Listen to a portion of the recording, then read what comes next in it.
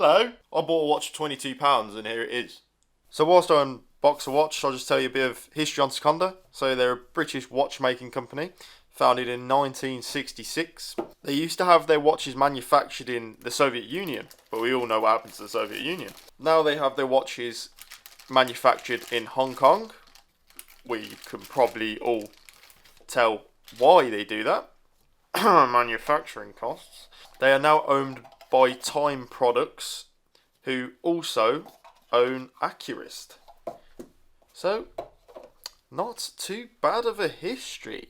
Here it is. It's not a very shouty watch. It's got a nice grey dial with a blue bezel, blue rubber strap, and a blue rim on the outside of the indices, and blue on the hands. So as you can see, water resistance up to 50 metres, British design, Japanese movement. Shall we get it ticking? I think we should. I think it's about time. Tick.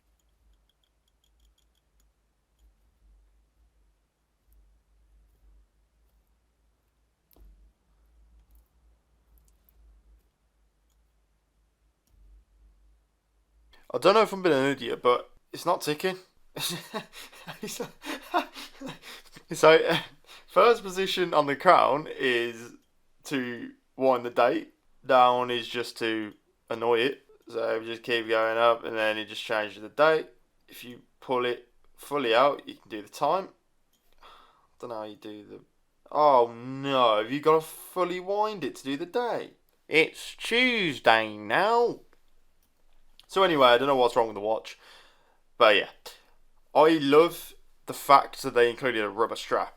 I've said it before on numerous videos of cheaper watches. The bracelet always lets the watch down, and with rubber, it's cheap, and you can't really get better quality than this. It's actually a very good quality rubber strap.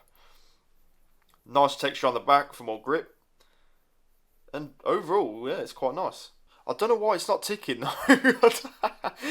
I'll get closer up on the dial, but it's not ticking. So it's quite a handsome looking watch. It's 43mm, so I've got a 7-inch wrist, which is considered average. So on average, it's got a nice weight to it. You can definitely feel like it's on. It just shows the quality. But what else do you expect for 22 quid? But this original price is £40, so yeah, you get what you pay for, I guess. Bring out the Eventronic. Oh wow, he's got a watch kit. He knows what he's doing. Right, let's whack up in the back. So this is the bad boy powering this bad boy. I didn't think it would be that small, to be honest with you, but okay. So yeah, this is the powerhouse that's currently not working. So that's that. Don't think I'm going to do much in it, just because I'm going to send it back to Amazon, seeing as it don't work. But yeah, don't know if the battery's seated correctly. Probably. Yeah, the battery's seated correctly, isn't it? Let's give it a love tap.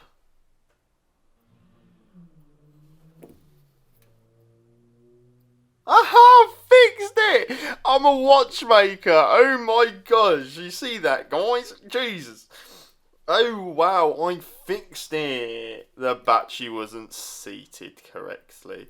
Now you can hear it ticking away. Wow. So yeah, if you buy one of these, you might have to do that, but you know. Well, at least it works. So yeah, there's the tutorial on how to get the case back open and fix the watch. So if anyone gets one new and it's like that, there you go. Watch charter top tip. Would I recommend it? Don't think so, after that debacle. But yeah, it's been a pretty short review. There's a first look. £22. It's probably worth it if you've got one of the clippy, snappy things. If you haven't, I would probably go for a different model. But I might have just been unlucky. Thank you for watching. It's been eventful.